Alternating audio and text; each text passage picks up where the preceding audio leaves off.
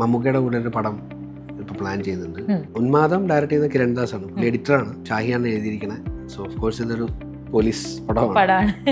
എന്നെയൊക്കെ സംബന്ധിച്ച് നമ്മൾ സിനിമ ആഗ്രഹിച്ച് വന്ന ആൾക്കാരാണ്. ആ ആഗ്രഹത്തിന് ആദ്യം കാരണമായ ഒരു വ്യക്തിയാണ് പുള്ളിയൊക്കെ.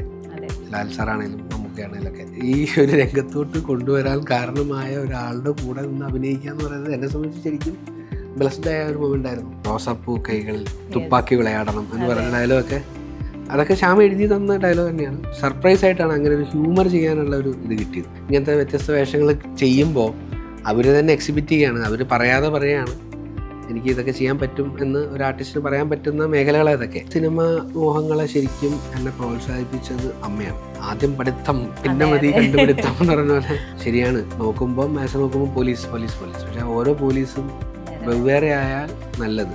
അവിടെ ഞാൻ സെൽഫായിട്ട് ഇമ്പ്രൂവ് ചെയ്യേണ്ട ഏരിയയാണ്. ആ ഹോംവർക്ക് ഞാൻ ചെയ്യണം. കുറേ കാലം കഴിഞ്ഞിട്ട് ഞാൻ ആലോചിക്കുകയാണ്, അശോ അന്ന് ഞാൻ ഒന്നൊരു ബ്രേക്ക് എടുത്ത് എൻ്റെ ഇഷ്ടമായ ഒരു കാര്യം, എൻ്റെ ഒരു പാഷനെ ഒന്ന് ഫോളോ ചെയ്തായിരുന്നെങ്കിൽ, പിന്നെ ആലോചിക്കും ചിലപ്പോൾ നമുക്ക് ഒരു നഷ്ടബോധം തോന്നിയാലോ. എൻ്റെ ബേസിൽ ഇപ്പോൾ കഴിഞ്ഞ പ്രാവശ്യം അതിരടി ചെയ്തുകൊണ്ടിരിക്കുമ്പോൾ എന്നോട് ചോദിച്ചു എങ്ങനെയുണ്ട് ജോലി വിട്ടിട്ട് എങ്ങനെയുണ്ടെന്ന് ചോദിച്ചു.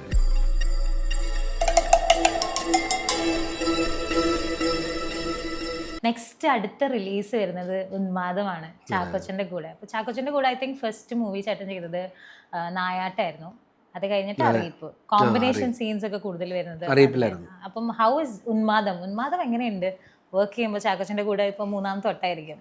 ചാക്കോച്ചൻ്റെ കൂടെ അതെ, അത് അറിയിപ്പ് കഴിഞ്ഞിട്ട് പിന്നെ ഒരു പടം കൂടി ചെയ്തിട്ടുണ്ടായിരുന്നു, officer on duty. Yes, Jeethu Ashraf direct ചെയ്തതാണ്. ഇത് ഉന്മാദം ഡയറക്റ്റ് ചെയ്യുന്ന കിരൺദാസാണ്, എഡിറ്ററാണ്. പിന്നെ പുള്ളിയുടെ ഫസ്റ്റ് ഡയറക്ടറായിട്ടുള്ള ആദ്യത്തെ പടമാണ്. അത് ഷാഹിയാണ് എഴുതിയിരിക്കണേ. സോ ഓഫ് കോഴ്സ് ഇതൊരു പോലീസ് പടമാണ്. പിന്നെ സിനിമയെക്കുറിച്ച് ഇപ്പം റിലീസാകാൻ പോകുന്നതിനെ കുറിച്ച് എനിക്കിപ്പോൾ കൂടുതൽ ഫർദർ ഡീറ്റെയിൽസ് ഇപ്പം പറയാൻ പറ്റില്ലെങ്കിലും ചാക്കോച്ചനായിട്ട് നമ്മൾ പിന്നെ ഇപ്പോൾ ഇത്രയും പടം ആയതുകൊണ്ടും പിന്നെ ഒരു പരിചയം ഉണ്ടല്ലോ, അപ്പം അറിയാവുന്ന ഒരാൾ കൂടെയൊക്കെ ആകുമ്പോൾ കുറച്ചുകൂടെ നമുക്കൊരു കംഫർട്ടായിരിക്കും. പിന്നെ പുള്ളി വളരെ എന്താ പറയുക നല്ല രീതിയിൽ ഇടപഴകുന്ന ഒരാളാണ്. പിന്നെ ഓപ്പോസിറ്റ് നിൽക്കുന്ന ആർട്ടിസ്റ്റിൻ്റെ പെർഫോമൻസ് ഒക്കെ ആണെങ്കിലും അതിലൂടെയൊക്കെയാണെന്ന് നമുക്കൊന്ന് എന്തെങ്കിലും ഒന്ന് പെർഫോം ചെയ്യാൻ പറ്റുന്നതൊക്കെ അപ്പോഴായിരിക്കും. ഓപ്പോസിറ്റ് നിൽക്കുന്ന ആളുടെ പെർഫോമൻസും ആണെങ്കിലും അയാൾ നൽകുന്ന ഒരു എനർജിയൊക്കെ ഉണ്ടല്ലോ, അതൊരു ഗിവ് ആൻഡ് ടേക്ക് ആണല്ലോ ഇത്. ആ രീതിയിലൊക്കെ അത് ഒരുപാട് ഗുണം ചെയ്തിട്ടുണ്ട്. അതേപോലെയാണ് നെക്സ്റ്റ് മൂവി, വേറൊരു മൂവി വരുന്നത് അതിമനോഹരം ലാലേട്ടൻ്റെ കൂടെയാണ്. So how is it working with Lalettan? ഇത്രയും ബിഗ് നെയിംസിൻ്റെ കൂടെയൊക്കെ വർക്ക് ചെയ്യുമ്പോൾ നമ്മൾ പറയും, നമ്മൾ കണ്ട് നിന്ന് പോകും അവൻ്റെ പെർഫോമൻസ് എന്നൊക്കെ പറയുന്ന പോലെ. സോ അങ്ങനെ ഇൻസ്റ്റൻസസ് ഉണ്ടായിട്ടുണ്ടോ കോമ്പിനേഷൻ സീൻസിൽ? തീർച്ചയായിട്ടും. കാരണം എന്ന് വെച്ചാൽ എന്നെയൊക്കെ സംബന്ധിച്ച് നമ്മൾ സിനിമ ആഗ്രഹിച്ച് വന്ന ആൾക്കാരാണ്. ആ ആഗ്രഹത്തിന് ആദ്യം കാരണമായ ഒരു വ്യക്തിയാണ് പുള്ളിയൊക്കെ. ലാൽ സാറാണേലും മമ്മൂക്കയാണേലും ഒക്കെ. അപ്പോൾ അതിനകത്ത് ഞാൻ എപ്പോഴും ഓർക്കുന്നുണ്ട്, ഈ സർവകലാശാല എന്ന് പറഞ്ഞ സിനിമ ആണ്. അല്ല, അതിന് മുന്നേ അദ്ദേഹത്തിന് ഒരുപാട് സിനിമകൾ കണ്ടിട്ടുണ്ടെങ്കിലും ശരിക്കും സർവകലാശാല കോഴിക്കോട് കൽപ്പക തിയേറ്ററിൽ എനിക്കിപ്പോഴും ഓർമ്മയുണ്ട്. ഞാൻ ആ സിനിമ കണ്ടിട്ട് അത് തന്നെ ഭയങ്കരമായിട്ട് അതിനകത്താണ് പുള്ളിനെ ആദ്യം ലാലേട്ടാന്ന് വിളിക്കുന്നത് ശരിക്കും. അപ്പം ആ സിനിമ കണ്ടപ്പോഴാണ് ശരിക്കും പറഞ്ഞാൽ നമുക്കിത് ഈ അഭിനയം എന്നുള്ളത് കൊള്ളാമല്ലോ എന്ന് തോന്നുന്നു. പക്ഷെ അപ്പോഴും നമുക്കിതൊന്നും അറിയില്ലല്ലോ. നമ്മൾ സിനിമ വല്ലപ്പോഴും അന്നൊക്കെ 2-3 മാസം കൂടുമ്പോഴേക്കാണ് ഒരു സിനിമ കാണുന്നത്. വീട്ടിലന്ന് കേബിൾ TV കണക്ഷൻ ഇല്ല. ദൂരദർശനിൽ വൈകിട്ട് ഞായറാഴ്ച 5:30 ഒരു സിനിമ വരും. അത് മാത്രമേ ഉള്ളൂ നമ്മളെ സംബന്ധിച്ചുള്ളൂ. അപ്പോൾ അങ്ങനെ ഒരുപാട് പടങ്ങളുണ്ട്. പക്ഷെ അന്ന് എന്നെ കൂടുതൽ എക്സൈറ്റ് ചെയ്യിച്ച പടങ്ങൾ സർവകലാശാല, പിന്നെ അമൃതം കമയ, പിന്നെ താഴ്വാരം. എനിക്ക് ഈ സിനിമകളൊക്കെയാണ് അദ്ദേഹത്തിന് ഏറ്റവും കൂടുതൽ നമ്മളിഷ്ടപ്പെട്ട സിനിമകൾ. അപ്പോൾ അങ്ങനെ നമ്മളെ ഈ ഒരു രംഗത്തോട്ട് കൊണ്ടുവരാൻ കാരണമായ ഒരാളുടെ കൂടെ നിന്ന് അഭിനയിക്കുക എന്ന് പറയുന്നത് എന്നെ സംബന്ധിച്ച് ശരിക്കും ബ്ലസ്ഡ് ആയ ഒരു മൊമെൻ്റ് ആയിരുന്നു. പിന്നെ അദ്ദേഹം അഭിനയിക്കുന്നത് നമുക്ക് അഭിനയിക്കുകയാണെന്ന് പെട്ടെന്ന് തോന്നില്ല, വളരെ ഈസി ആയിട്ട്. ആരോ പറഞ്ഞു കേട്ടിട്ടുണ്ട്, എന്താ ലാലേട്ടൻ അഭിനയിക്കുമ്പോൾ അഭിനയം എത്ര ഈസി ആയൊരു പരിപാടിയായിട്ട് തോന്നുന്നു. അത്ര എഫേർട്ട്ലെസ് ആയിട്ടാണ് പുള്ളി അഭിനയിക്കുന്നത്. നമ്മളത് കണ്ടു നിൽക്കാൻ പറ്റി എന്നുള്ളത് തന്നെ ഒരു വലിയ ഭാഗ്യം. പിന്നെ പുള്ളിയുടെ ഓപ്പോസിറ്റ് നിന്ന് ഡയലോഗ് പറയാൻ പറ്റി എന്നുള്ളത് വളരെ സന്തോഷമുള്ള കാര്യം. ശരിക്കും പഠിക്കാനുണ്ട്. ഇപ്പോൾ ക്യാമറയുടെ മുമ്പിൽ നിൽക്കുന്ന ആംഗിളാണെങ്കിലും ഒക്കെ പുള്ളി തന്നെ നമ്മുടെ അടുത്ത് പറയും, കുറച്ച് ഇങ്ങനെ നിന്നോളൂ. അപ്പം അത്രയ്ക്കും പുള്ളിക്ക് അറിയാം. അതിലെ ടൈമിങ് ഭയങ്കരമാണ്. അതൊക്കെ നമ്മൾ ഒരുപാട് കണ്ടുപിടിക്കണം. ലാലേട്ടൻ്റെ കാല് വരെ അഭിനയിക്കും എന്ന് പറയും ആൾക്കാർ. കാലിന്റെ ഷോട്ടിലൊക്കെ ആൾക്കറിയാം എവിടുന്ന ക്യാമറ വരുന്നതെന്നൊക്കെ. ഇപ്പൊ ചേട്ടൻ പറഞ്ഞ പോലെയാണ്. അതെല്ലാം അറിയാം. പിന്നെ ഇത്രയും വർഷത്തെ എക്സ്പീരിയൻസ് ഉണ്ട്. പിന്നെ എനിക്ക് തോന്നുന്ന അഭിനയം മാത്രമാണ് എനിക്കറിയാവുന്ന ഒരു പണിയെന്ന് അദ്ദേഹം തന്നെ പറഞ്ഞിട്ടുണ്ടല്ലോ.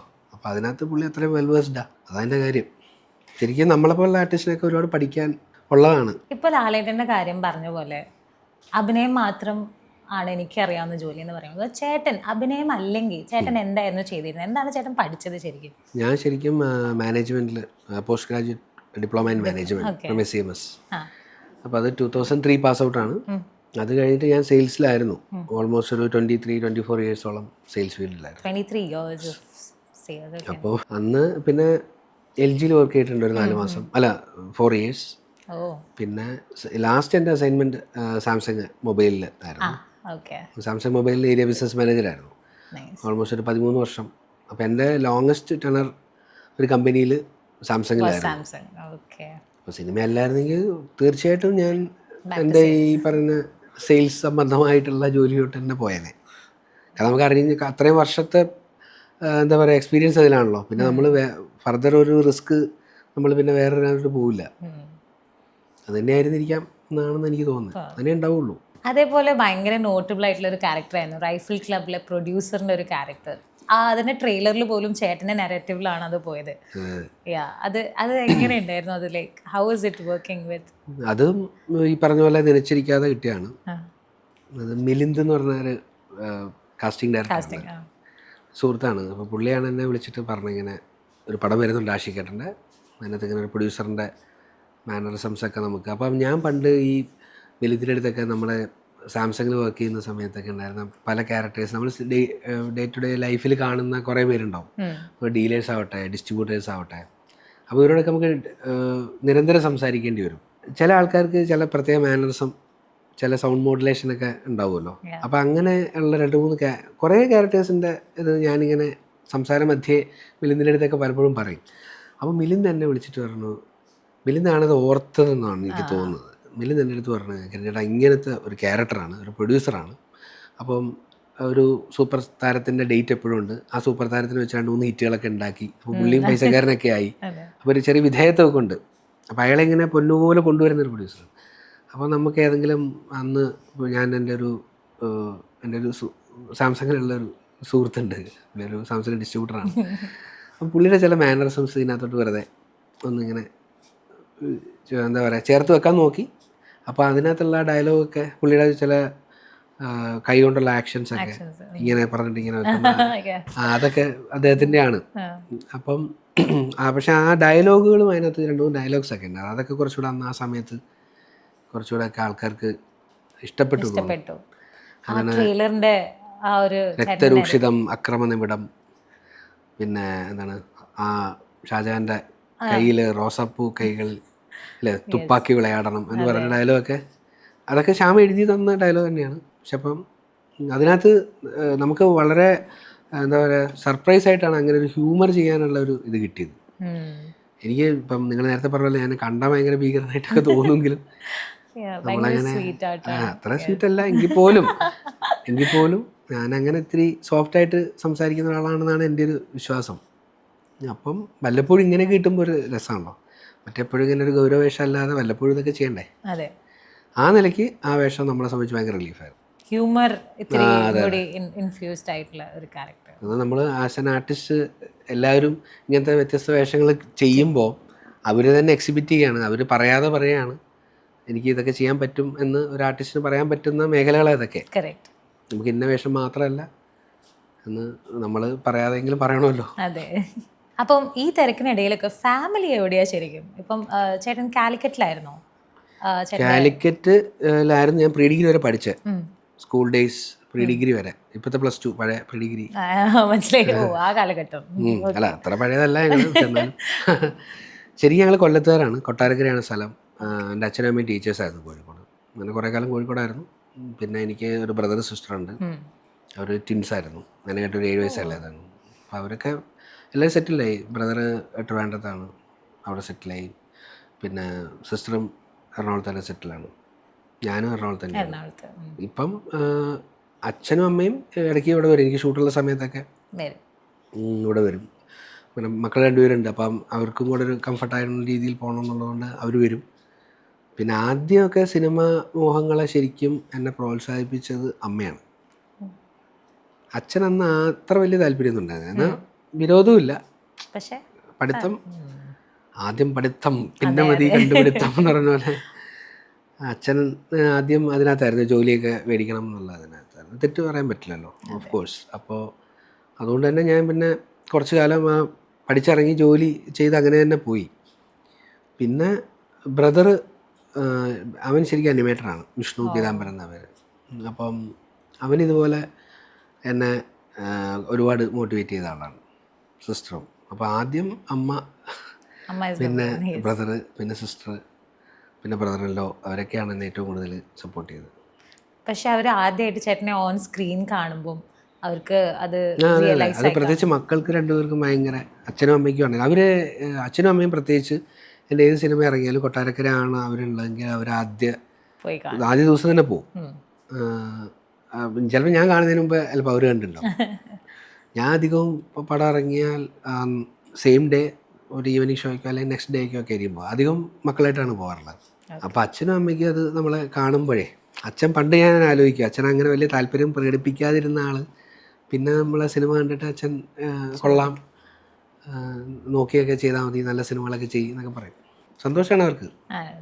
ചേട്ടൻ ചെറുപ്പത്തിലെ സ്കൂൾ ടൈമിൽ അങ്ങനെ എക്സ്ട്രാ കരിക്കുലർ, ഇപ്പം ഡ്രാമയോ അല്ലെങ്കിൽ സ്കൂളിൽ പഠിക്കുമ്പോൾ 2 നാടകത്തിൽ ചെയ്തിട്ടുണ്ട്. അതൊന്നും, പക്ഷെ അതൊക്കെ നിന്ന നിപ്പിലൊക്കെ ഒരാഴ്ച കൊണ്ട് ഞങ്ങൾ തട്ടിക്കൂട്ടിയ ചെറിയ നാടകത്തിലേക്ക്. പക്ഷെ അന്ന് എനിക്ക് നല്ല സ്റ്റേജ് ഫിയർ ഉണ്ടായിരുന്നു.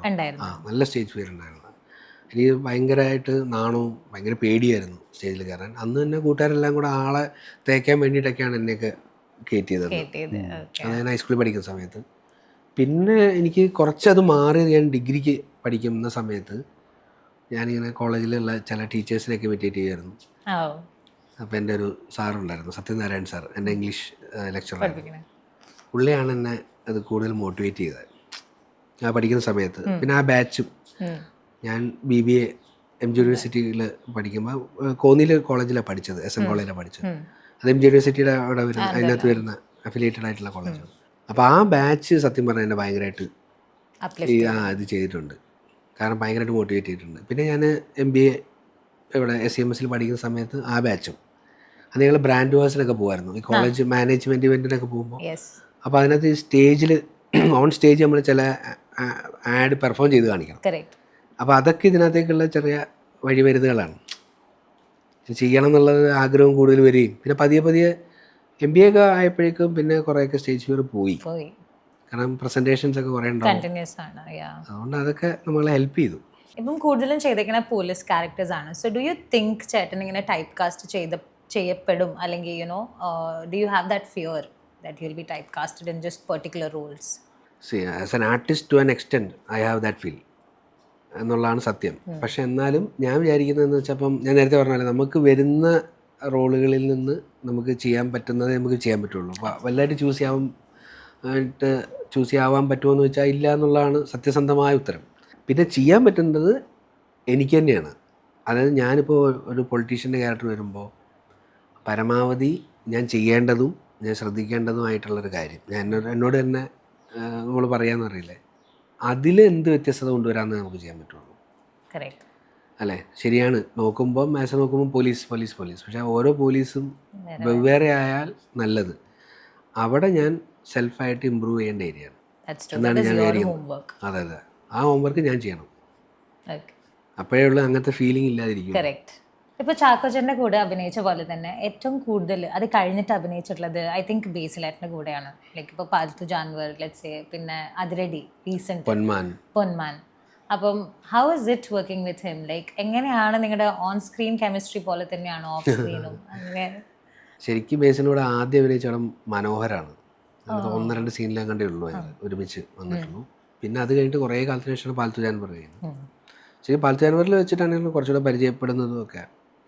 പിന്നെ പൊന്മാൻ ചെയ്തുകൊണ്ടിരിക്കുന്ന സമയത്താണ്, അന്ന് ഞാൻ സത്യം പറഞ്ഞാൽ സാംസങ്ങിൽ വർക്ക് ചെയ്യാണ്. അപ്പം അഭിനയവും ജോലിയും ഇങ്ങനെ ഒരുമിച്ച് കൊണ്ടുപോകുന്ന സമയമാണ്. അപ്പോഴാണ് ബേസിൽ എൻ്റെ അടുത്ത് അന്നാണ് ബേസിൽ ചോദിച്ച ഒരു ചോദ്യമുണ്ട് എൻ്റെ അടുത്ത്, ഇത് എത്ര കാലം ഇങ്ങനെ പോകും, യു ഹാവ് ടു ഡിസൈഡ്, ഏതാണ് നിങ്ങളുടെ ഇനിയുള്ള കർമ്മമേഖല എന്നുള്ളത് നിങ്ങൾ തീരുമാനിക്കേണ്ട സമയമായി. അതൊരു വാലിഡ് ക്വസ്റ്റ്യൻ ആയിരുന്നു. ഒരു നമ്മളെ അത് ശരിക്കും ഒന്ന് ചിന്തിപ്പിച്ചാണ്. പക്ഷേ ഞാൻ അതിന് മുന്നേ ഇങ്ങനെ ജോലിയിൽ നിന്ന് വിട്ടിട്ട് സിനിമ ഒന്ന് ഫോളോ ചെയ്താലോ എന്നൊരു ചിന്തയുണ്ടായിരുന്നു. അപ്പം ബേസിൽ അത് ചോദിച്ചു. പിന്നെ ജ്യോതിഷേട്ടനും ആ സെറ്റിൽ എൻ്റെ അടുത്ത് ചോദിച്ചിട്ടുണ്ടായിരുന്നു. അപ്പോൾ ആ ചോദ്യം ശരിക്കാണ്, അതുകൊണ്ടാണ് ഞാനിപ്പം റൈഫിൾ ക്ലബ്ബ് കഴിഞ്ഞിട്ട് പിന്നെ എന്നാ സിനിമ കാര്യമായിട്ടൊന്ന് ശ്രദ്ധിക്കാം എന്ന് കഴിഞ്ഞിട്ട് അങ്ങനെ ചിന്തിക്കുന്നതും ഇറങ്ങുന്നതൊക്കെ അതിന് ശേഷമാണ്. അപ്പോൾ ആ നിലയിൽ എൻ്റെ ബേസിൽ ഇപ്പോൾ കഴിഞ്ഞ പ്രാവശ്യം അതിരടി ചെയ്തുകൊണ്ടിരിക്കുമ്പോൾ എന്നോട് ചോദിച്ചു എങ്ങനെയുണ്ട്, ജോലി വിട്ടിട്ട് എങ്ങനെയുണ്ടെന്ന് ചോദിച്ചു. ഞമ്മൾ കുഴപ്പമില്ല. പിന്നെ അതങ്ങനെയാണ് എന്ന് വെച്ചാൽ നമ്മൾ പിന്നെ ഞാൻ വിചാരിച്ചൊരു കാര്യം എന്താണെന്ന് വെച്ചാൽ നമ്മൾ ഇത് എപ്പോഴും സംഭവിക്കണം എന്നില്ലല്ലോ ഈ സിനിമ എന്ന് പറയുന്നത്. ഇത് നമുക്കും അധികം കാലം ചിലപ്പം സിനിമയിൽ നിൽക്കാൻ പറ്റണമെന്നോ ഭയങ്കര അൺസർട്ടനിറ്റിയാണ്. അങ്ങനെ ഒരുപാട് കാലം നിൽക്കണമെന്നൊന്നുമില്ല. പിന്നെ നമ്മൾക്ക് സിനിമകൾ ചെയ്തുകൊണ്ടിരിക്കുന്ന ഒരു ടൈമായിരുന്നു. ഞാൻ സാംസങ്ങിൽ വർക്ക് ചെയ്തുകൊണ്ടിരിക്കുന്ന സമയത്ത് സിനിമകൾ ചെയ്തുകൊണ്ടിരിക്കുന്നു. ആ സമയത്ത് പിന്നെ കുറേ കാലം കഴിഞ്ഞിട്ട് ഞാൻ ആലോചിക്കുകയാണ്, അന്ന് ഞാൻ ഒന്നൊരു ബ്രേക്ക് എടുത്ത് എൻ്റെ ഇഷ്ടമായ ഒരു കാര്യം, എൻ്റെ ഒരു പാഷനെ ഒന്ന് ഫോളോ ചെയ്തായിരുന്നെങ്കിൽ നല്ലതായിരുന്നേനെ എന്ന് പിന്നെ ആലോചിക്കരുതല്ലോ. പിന്നെ ആലോചിക്കും ചിലപ്പോൾ നമുക്ക് ഒരു നഷ്ടബോധം തോന്നിയാലോ. അപ്പോൾ ആ നഷ്ടബോധം വേണ്ട എന്ന് വിചാരിച്ചിട്ട് കുറച്ച് കാലം ഒന്ന് ട്രൈ ചെയ്ത് നോക്കാമെന്ന് വിചാരിച്ചു. ഇനിയിപ്പോൾ നോക്കാം എങ്ങനെ വരുന്നുണ്ട് എന്നുള്ളത്. എല്ലാം നന്നായിട്ടാണ് വരുന്നത് എന്ന് വിശ്വസിക്കാം. കുറേ അധികം ഹിറ്റ് സിനിമകളുടെയും സീരീസുകളുടെയും ഒരു പാർട്ടായിരുന്നു ചേട്ടൻ. അപ്പം ഇതിലെല്ലാത്തിലും ഈ ക്യാരക്ടേഴ്സ് ചെയ്തതിലൊക്കെ one that really is close to your heart, അങ്ങനത്തെ ഏതെങ്കിലും ക്യാരക്ടേഴ്സ് ഉണ്ടോ ചേട്ടന്? ചെയ്തതിൽ ഇപ്പം ഒരെണ്ണമായിട്ടല്ല, കുറച്ച് ക്യാരക്ടേഴ്സ് പറയുകയാണെങ്കിൽ ഇപ്പോൾ റൈഫിൾ ക്ലബ്ബിലെ രാപ്പാടി കൃഷ്ണൻ, പാൽത്തു ജാനറിലെ മാത്യൂസ്, പിന്നെ ലവ് അണ്ടർ കൺസ്ട്രക്ഷനിലെ ആ ടോക്സിക് ആയ അച്ഛൻ, പിന്നെ അതിൻ്റെ നേരെ ഓപ്പോസിറ്റ് ആയിരുന്നു അതിരടിയിൽ ചെയ്ത വേഷം. പിന്നെ മാലിക്കിലെ CI രാജശേഖരൻ, നായാട്ടിലെ രാഷ്ട്രീയക്കാരൻ, പിന്നെ ഇലവിഴ പൂഞ്ചിറയിൽ മറ്റേ ജോലി മടുത്തിട്ട് ഡ്യൂട്ടി കഴിഞ്ഞ് മടുത്ത് ഇറങ്ങി വരുന്ന ആ ഒരു സീനിലേ ഉള്ളൂ. പക്ഷെ എന്നാലും അതൊക്കെ നമുക്ക് ഇഷ്ടപ്പെട്ട് വളരെ രസമായിട്ട് ചെയ്ത ഒരു റോൾസാണ്. ഇത്രയും ക്യാരക്ടേഴ്സാണ് നമുക്ക് പെട്ടെന്ന് ഓർമ്മയിൽ വരുന്നത്. What are your future projects like? Future projects ഇപ്പം മമ്മൂക്കയുടെ കൂടെ ഒരു പടം ഇപ്പോൾ പ്ലാൻ ചെയ്യുന്നുണ്ട്. അത് ഒഫീഷ്യലായിട്ട് വന്നിട്ടില്ലെങ്കിൽ പോലും അതാണ് ഇനിയിപ്പോൾ അടുത്ത് തുടങ്ങാൻ പോകുന്നത്.